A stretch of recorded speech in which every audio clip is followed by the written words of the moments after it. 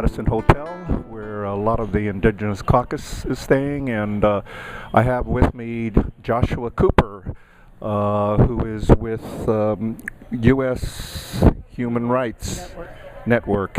Can you tell us a little bit about the network? Sure. I just finished the Universal Periodic Review of the United States.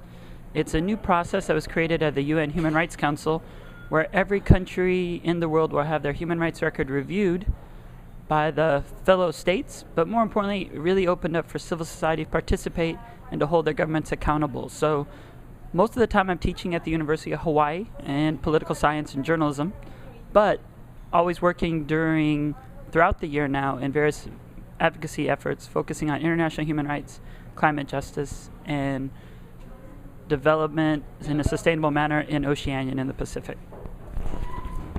And Josh, what has been your focus here at COP16?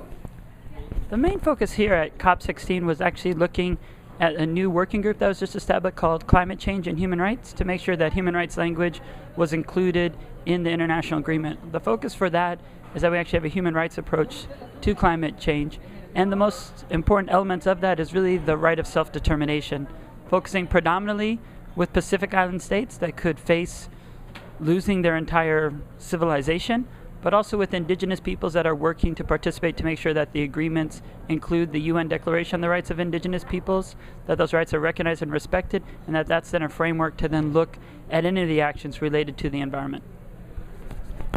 And Josh, I understand you do give workshops to indigenous peoples to empower them to advocate for themselves. Is that correct? Yep. What we've been doing for probably the last decade is we are usually going to the UN meetings. It started out with the UN Working Group on Indigenous Peoples that would meet in Geneva, and people would come to the caucus over the weekend, and then I would organize and work with other indigenous peoples to set up an agenda where we could educate them about how to be more effective at the meeting that they're attending, but then also upcoming sessions of different activities that they can also engage. So there's so many avenues at the United Nations, but many people aren't aware of those. So the UN Working Group was excellent. We'd train probably 1,000 people every summer, but then there would be the Committee on the Elimination of All Forms of Racial Discrimination that would meet just the next week, and there would also be the Human Rights Committee that focused on civil and political rights. So as countries would be coming up, many indigenous peoples wouldn't even know that the mechanism exists. So we'd allow them to focus their movement on these international instruments, and then to also be able to bring their issues up in another space besides just the UN Working Group. So we're able to go from, at that point, the UN Working Group now to the new highest body of the UN Human Rights Council. And the best way probably for indigenous peoples to engage is this new Universal Periodic Review. So during the first cycle, we've already trained and assisted over 30 different indigenous peoples movements in 30 different countries. And in the next year, we're planning on focusing on Thailand that's coming up, as well as Timor-Leste. We went to Timor-Leste last year. We used to know the president when he just won the Nobel Peace Prize. He actually stayed at my house in Hawaii and did some talks. So we really want to show a best practices model of civil society and indigenous peoples working with their government and using this mechanism as it should be used for a country to review how they're doing, but more importantly, to set up in a way, kind of a path for them to realize their rights. So we're going to be focusing on Timor-Leste this year as well as Thailand. And then there's 4 countries from the Pacific for the first time ever. So they just all got picked at the same time. So we have Samoa, we have the Solomon Islands, and we have Papua New Guinea.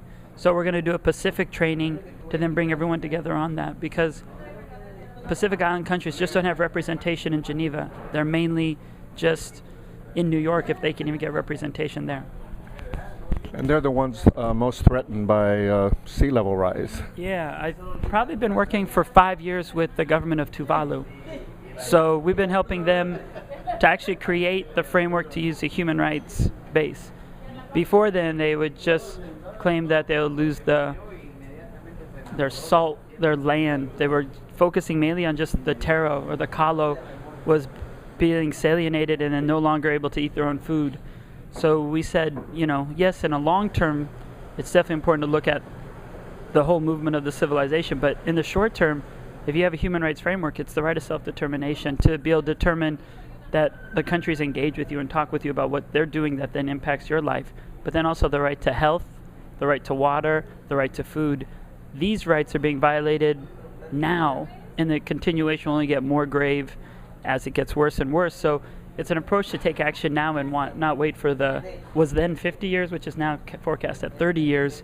So that keeps moving up. And we feel the human rights framework, they've been using it in the last 5 years, and it's been much more successful for them. They are also able to bring a resolution to the Security Council and the General Assembly focusing on it as a human right to security and expanding the boundaries of what governments were willing to really address. Security Council's normally been just about war and conflict. They were able to say, this is a right to life issue for us, so it is a human security issue, and this is why you must approach it this way. Well, thank you very much, Josh. I appreciate your time, and it's great work.